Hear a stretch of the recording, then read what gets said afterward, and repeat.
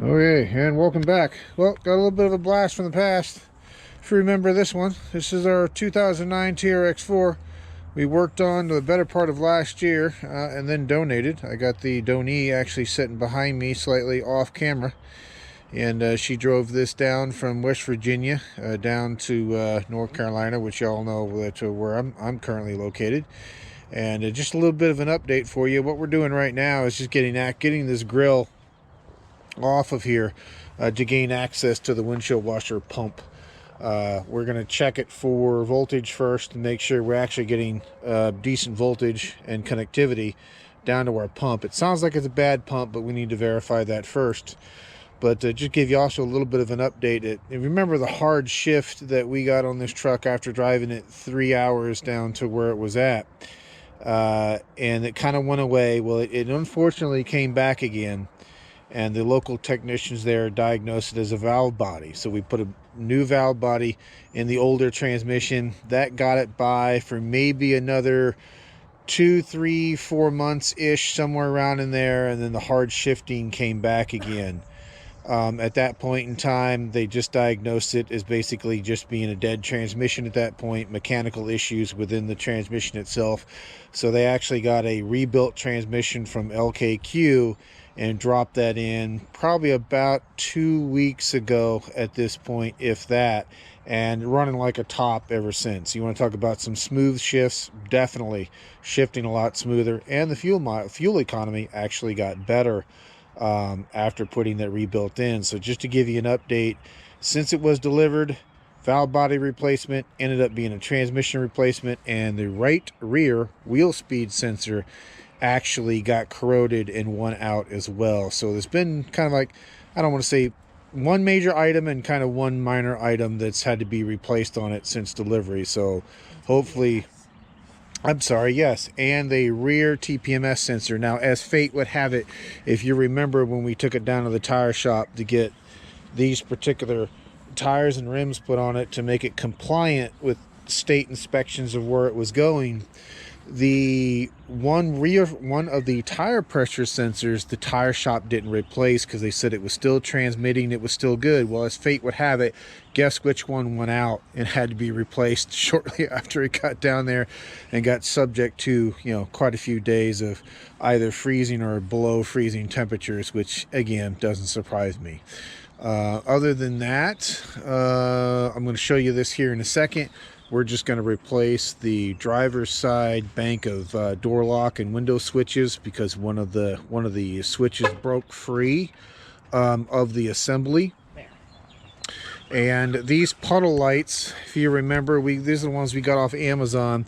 The turn signal part of these puddle lights are still good, but you can see the puddle light section of this is strobing. That's because they basically have gone bad. They've gotten moisture inside of them and started to go south. So if you're looking for replacements of these, you might want to shy away from the bulk ones that are on Amazon, which is where we got these from, and probably just opt for some actual OEM dealer replacements. Now, with that being said, I understand that, you know, not everything that you get off Amazon is created equal. There's probably some much gooder and better ones out there than the ones we end up going with, because if you remember, these were pretty inexpensive. So I guess I just would say, you know, buyer beware. But the turn signal piece of it worked, which is good, which is the primary piece that we were concerned with. I'm not as concerned right now with getting the puddle lights to function. They're more of just kind of a courtesy at night when you're trying to step out of the truck. They just illuminate the ground a little bit. But anyway, that's an FYI. So far, I'm sorry? I don't drive at night, so. Yeah, and she doesn't really drive much at night, so it's not that much of a huge concern. Again, my concern is as long as the turn signal markers on these are still working, which they are, to me that's the safety piece of it right there. So with that being said, let's see. I think that's about the summary about the major items thus far. Everything else, as far as all the work that was done to the engine to this point, has been fine. It did get an additional about 1,500, or once it hit about 1,500 to 2,000 miles after we dropped it off, it did get another service work while it was down there, which included the oil change, Which happened. which did take place. And like I said, other than that, knock on wood, but the engine's been fine, been running like a top. Yes. And it's definitely been, how shall I say, outrunning its other Ram counterparts that have significantly less miles on it. So, you know, do with that information what you will. Shifting like silk on a cloud. And if you heard that, it is shifting like silk on a cloud, especially with that rebuilt transmission in it. But just kind of getting back to what we're taking care of, a couple of small minor items while she has it here. And one of them is, again, this windshield washer pump. So you can see we're just in the process of removing the grill. If you remember, we used our riv nut tool and just drilled out the stripped out threads that were on the top cross member and just put threaded inserts in to use bolts. Now, typically when you get all four of these bolts off the top of this, you can just kind of grab the bottom of this grill and pull it forward. As you can see, this one, that side unclipped, and that side's almost going to unclip. Usually they don't come off quite this easy. Normally you got to give them a pretty good yank. I normally don't like doing that, especially in the colder environments, because the little plastic deals on the grill itself can snap. But what you can see, and if you saw earlier, it gives you enough play. You can kind of pull that grill forward and get down with kind of a long screwdriver and just kind of tweak and help pry up on that little tab, and you can get them to free up without having to grab them and kind of jerk them forward. And trust me, ask me how I know. I've broken that tab before trying to pull straight forward on the grill. But that's our prize. That's what we're looking for right there, is our washer pump. So what we're going to do next is we're just going to take this electrical connector off. We're going to put a voltmeter on it with some test pins, and we're going to actuate it from inside the cab, and just to make sure that we're getting battery voltage down to this pump. I suspect that we are, and the pump itself is just bad, but we're going to go from there. So we're going to get this all set up, and then I'll bring you back in one moment. Okay, welcome back. See, we got the two fasteners that hold that tank in. You've got one here up at the top, and that is a 10 millimeter, pretty stereotypical 10 millimeter fastener. One here, one down here that is slightly behind the bumper. You got an electrical connector behind it. This is going to be for your level indicator to let you know when you're getting low or out of washer fluid. And of course the electrical connector for the pump itself, and of course the water line itself, or the fluid line, however you want to call that. So what we're going to do next is we're going to get some probes inside this connector and just test this with a voltmeter and just verify we're getting power out here. And if we're not, then we're going to address that there and see about fixing power out here to fix our pump problem. Or what's going to happen, what we think is going to happen, is that we're getting power here and it's just the pump itself. So we're going to get that set up, and I'll bring you back one moment. Okay, welcome back. So I didn't show it to you on camera, but you got to believe me that we did do it. I'll show you the aftermath of it, but we did test for voltage down here while we were applying the sprayer on the inside of the cab.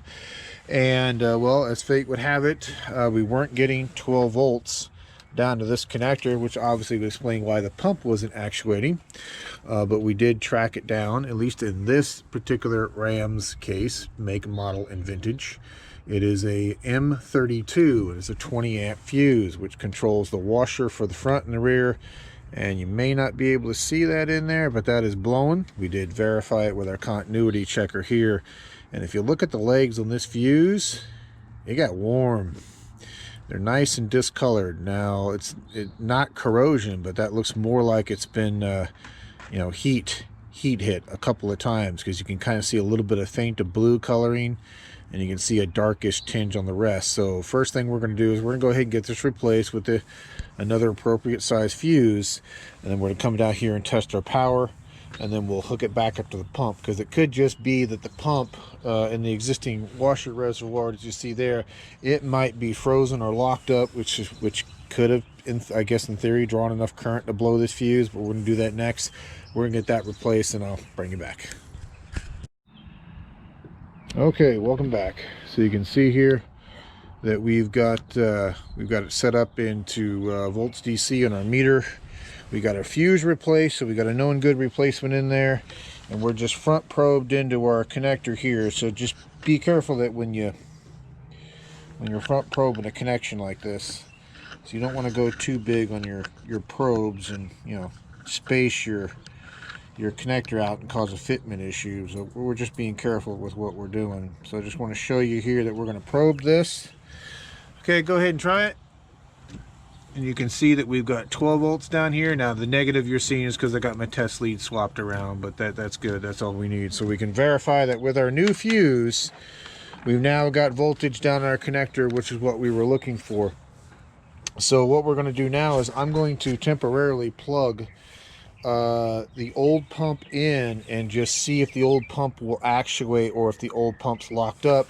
And if it is, you know, have no fear. We've got just an aftermarket replacement pump here. We'll get that switched out with. So one moment, let me get that set up and I'll bring you back. And welcome back. So we did try that, and forgive me for not filming it. It's kind of a crappy day out here, and we're trying to beat the rain before we get rained out again. But we did try it. We tried this. Remember from the last clip, we do have 12 volts down in our connector now, but using the pump you see there, we get nothing out of the pump. It just sits there.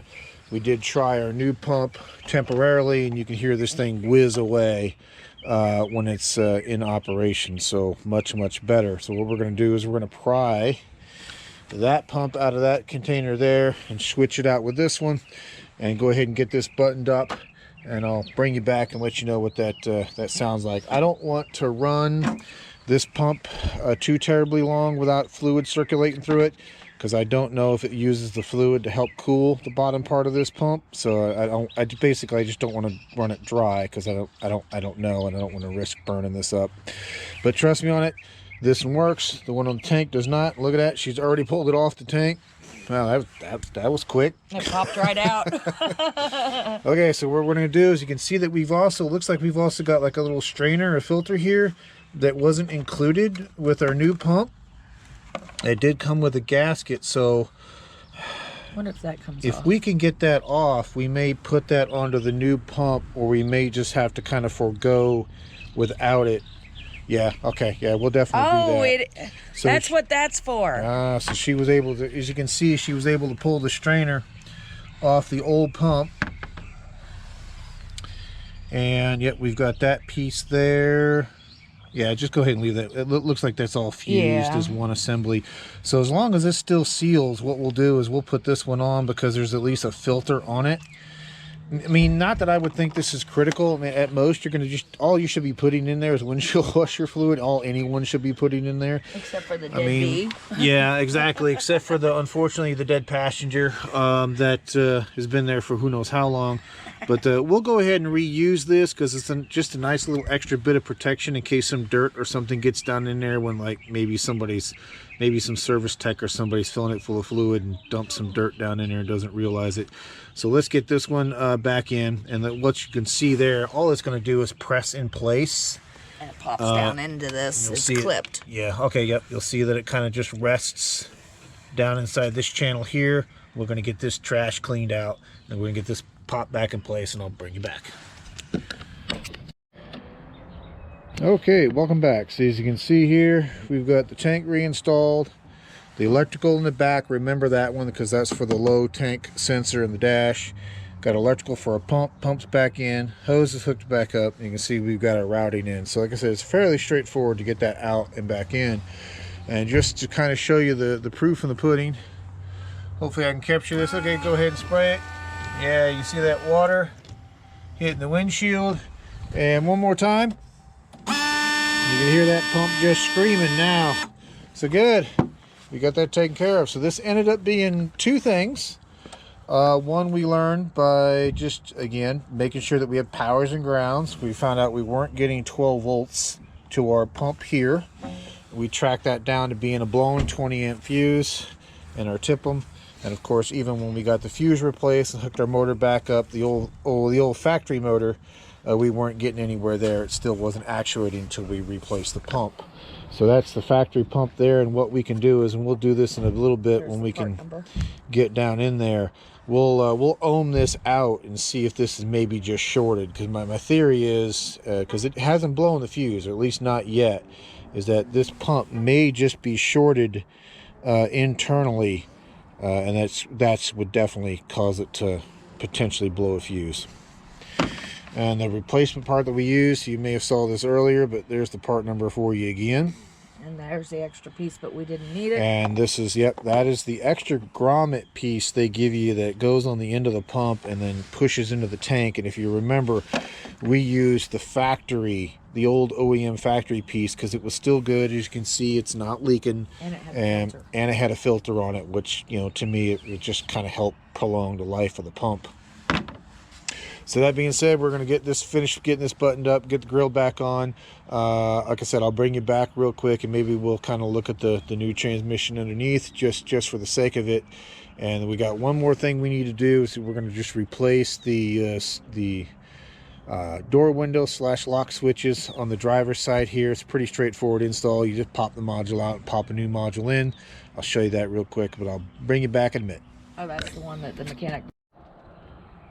And there we go. So we got everything buttoned backed up. Just got the front grille back on, and then got our little I don't know, shroud or air deflector piece in place, whichever it's called. And then what we're going to tackle next is I'm just going to go get a spare bank of switches out of our blue parts truck that you saw earlier. And then we're going to swap it out for the unit here in the driver's door, because again, one of the buttons is broke on it. So let me go grab that part and I'll bring you back. One moment. And welcome back. So you can see we're just getting ready to replace this door switch assembly you see here, and this is one of the driver's side doors, so it's kind of master for the vehicle. Allows you to lock and unlock all the doors, roll up all the windows up and down. And the reason why we're just going to pop a new module in, or I should say a used module, however you want to call it. You can see the button here somehow has gotten broken or separated. Now it still looks like it has the indents in it to kind of hold itself in place. So whatever mechanism down inside the switch itself, that you can see, you got some indents there on the side and some indents there on the side. It looks like this maybe would slide into. Looks like there's a crack right there. Exactly. It looks like you got some cracks. So within this part of the housing itself, this how it's supposed to hold the button in, it looks like it's just gotten cracked. Like I said, it still actuates the window, so it's fine. So what we're going to do is we're going to take our used module, or used module, however you want to call it. This is the one that came out of the parts truck that you saw the video for, that we're going to use in the 2012. But so this is the door module out of an 010 that we're going to put into an 09. It should be the exact same model regardless. Now we're going to test the windows, but sometimes from what I read online that you have to do with these when you replace that module is that you kind of have to learn them to the window. And I guess part of the learning procedure is just, from what they say, from what I've seen people say, it's just to push down on the window button for like 10 seconds and then let it up. But again, we'll actuate them, and as long as it doesn't do something like roll the window up and immediately roll it back down, then we should be good. So all I'm going to do is going to pop this up, and then I'll bring it back. There's just two connectors on the bottom we need to swap out, but I'll bring it back and show that to you. One moment. And welcome back. I don't know how well you'll be able to see this, but you can see these two door switches. Again, this is the broken one. This is the original 09 one. This is the 010 one here on the right. You can see this one ends in AB part number. This one ends in an AC. So what that means is that this is the same switching mechanism as this one. It's just that one coming out of an 010, this is just a later revision of it. So we should be able to plug in and be good to go. And we also checked the pins on the bottom of it and just verified that we had the same number of pins and the same spots. So we're going to go ahead and get this, again, used unit plugged in, and then we're going to go ahead and test actuate everything, and I'll bring you back in a moment. Okay, welcome back. So we just went through all the buttons and all the motions on this, just to show you here. Maybe you'll be able to hear it. See, that is lock, that is unlock. You can see we'll just cycle the Driver's door, that's automatic down. Then we're going to do an automatic up, which again is if you just take it and just kind of pull all the way up real quick and let it go. And you can see that we can even do a partial and stop it. And then we can do another automatic up. And you probably can't hear it, but it did click the relay and disengage the window. So, I mean, this works for now. It seems to be doing the job it needs to be doing. The lockout button even works, so when we hit this one, we can't roll the windows down in the back seats, which is good, and lock buttons, and we are able to actuate the, you'll see the rear view mirror there move. So good. So again, like I said, it's a used part, but it should get the job done for now. If it starts to misbehave in the future, then we'll just see about ordering a whole new replacement of these. These are available as an aftermarket, a cheaper aftermarket unit, as well as the factory one, but shouldn't be too terrible. One other item that I was going to look into real quick, just depending on time, is that the rear passenger door in this one, when you actuate the locks, won't actuate. So it's either a problem with the locking mechanism itself or the actuator. Probably not gonna film that, to be honest with you, because I've got to tear the door skin and everything down and figure out what the issue is. So it could just be an issue with the rear module itself, because you got to remember, when it comes to lock and unlocking the doors, this doesn't physically, electrically make that happen. What happens is this talks to the bus or to the computer network within the truck, and then the truck actuates the lock. So the question is the lock and unlock signal even getting to the rear door? And if it is it just a power issue in the rear door, or is it a mechanical issue with that lock actuator? Again, we'll have to tear into it, but that may be, if I get time to film it, that'll definitely be in a follow-up video. But for now, I'm going to just crawl underneath real quick and just give everybody a shot of that nice new shiny rebuilt transmission, just to prove to everybody that we did have to put a rebuilt transmission in it, unfortunately. But again, if you remember when we drove it down there and we did the rebuild on this truck, we weren't able to put a lot of highway use on it before we had to deliver it. And since it came to us from the auction as a no start, no run, even when we did get the engine rebuilt, we just didn't have a lot of time to kind of put it through its paces. So having to replace a transmission that had 190,000+ miles on it and got treated who knows how well or unwell by countless previous owners, it doesn't surprise me that it finally gave up the ghost and just needed to be replaced. But again, it's one of the things you need to look into. If you're going to get a vehicle like this from auction and you know it's going to need a little bit of work to get it up and running, is that obviously you're going to run into items like this. I don't want to say all vehicles from auction are like this. They're not. But remember, we got this one in because the body was in decent shape, the frame was in decent shape, there wasn't a speck of rust on it, the interior was decent, and it just needed a little bit of mechanical love from there. Two previous owners. And two previous owners, from what we can gather by pulling the Carfax reports and such. And also remember that this one was categorized as the auction as a theft recovery as well. And if you go back and look at the video series and you see a lot of the electrical repairs and stuff that we had to do to this truck, like I said, it had a very interesting life, I guess, is kind of one way of saying it prior till now. But again, it's not a complaint in any way, shape, or form, so please don't take it that way. Again, it's more documented, these type of videos, to kind of maybe help you along if you find yourself in a similar issue, need to make a similar repair, and or if you're potentially looking at picking up a used truck or an auction truck, some of the things you kind of need to look into. But with that being said, I'm going to pause you real quick. We're going to get a shot from underneath just to kind of see how things are going, and I'll bring you right back. And ladies, changing that pump is easy. You can do it. Exactly. And she wasn't you didn't see her a lot in the videos and kind of behind the scenes, but she had an active role and changing out the pump in that windshield washer reservoir. So I was just doing a lot of filming and a little bit of the guidance, but she did the work as far as getting that pump out and getting that pump replaced. So you can definitely do your own work. No issues there. With that being said, I'll bring it right back. And welcome back. So hopefully you can see that. I promised to get you a shot of it. But you can see our rebuilt transmission there. Looks like they're using a cork gasket on the transmission pan. So I like seeing that in lieu of globbing it up with RTV. And yes, I'm aware that the factory pans and even the service data when you do the factory, it should be just an RTV seal. But you know, they do make aftermarket gaskets on there, which again, it's just a preference thing. I prefer to use a gasket rather than a bunch of RTV. But hopefully you can, yeah, hopefully you can see that there. Looks nice and shiny and pretty. It's all nice and painted gray. And like I said, it is a rebuilt unit that came from LKQ. So far so good. Like I said, I drove it last night up and down the interstate a little bit, and she's shifting like a dream. But awesome.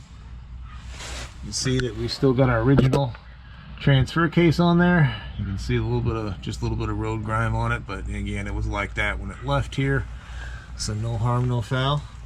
But with that being said, again, just to kind of recap, once it got down there, the hard shifting came back. They tried to do a valve body. That only got it by a little while longer. The hard shifting came back for a second time, and they elected just to go ahead and do a rebuilt transmission, which you can see here. So rebuilt transmission, right rear wheel speed sensor also had to be replaced, and the tire pressure sensor in one of the tires. So we've had two sensors and a transmission since it got dropped off. Again, it doesn't surprise me, even though we put all new wheel speed sensors in, even new parts, even OEM new parts can fail, and can fail soon. It's just kind of the market these days with I don't know whether it's a QA issue or just kind of where where manufacturers are getting their parts from, but kind of mechanics at work confirmed that as well. Kind of is what it is. And I don't know if you heard that, but she's also confirming that the mechanics at work are kind of saying the same thing, that even the OEM parts, sometimes you get them in and they're either just bad in the box or go bad shortly afterwards. So anyway, not to preach all doom and gloom, but it's you know, you'll hear a lot of others kind of saying the same thing. It's just one thing to be mindful of, that even though if you replace a sensor and it goes bad, you know, within a couple of weeks to a couple of months, unfortunately it's not uncommon these days. Hopefully it'll get better as supply chains pick up. We shall see. But other than that, perfect. She looks good. She's like a top. And if you can hear the owner up there, top there, she says it runs like a top. She's pretty much runs like a bat out of hell. Oh yeah, I put her through the paces. And she's definitely putting her through her paces. 300-mile trip yesterday. Yep. And again, just to restate that it was came down here on a 300-mile trip. And I think the transmission is 2 weeks old? No, a week. A week old? Okay, so about a week since they've done it. Yeah. And it's already went through about a 300+ mile road trip. So again, no issues. With that being said, this video's kind of gone on long enough. I rambled probably a little bit further, but just wanted to give you an update that the truck's down here for a little bit of a visit, as well as our family member who has said truck is down here for a little bit of a visit. And while she was down here, we figured we'd go ahead and take advantage of the opportunity to take care of a couple small items. Again, the windshield washer pump that we replaced, and the door switch on the other side that's been replaced. I didn't film this, but we also went back in and disabled the MDS, as well as fixed the tire size ratio. One of the things they did when they replaced the transmission, it's no fault on their part, it's just part of standard procedure, is that they reflashed the truck, unfortunately, which if you remember when we built the motor, we build it up with a full MDS delete. So it was throwing some unnecessary codes for not being able to deactivate cylinders. 1, 4, 6, Because, and 7. yeah, 1, 4, 6, and 7, which are your MDS cylinders, and that's mainly because it thought, because it got reset back to factory, that it had MDS, which of course when it goes to try to actuate those solenoids, the solenoids being missing led to codes. So we went ahead and plugged our tuner in, disabled the MDS, fixed the tire size while we were at it, and again took care of those other minor issues that we covered in the video.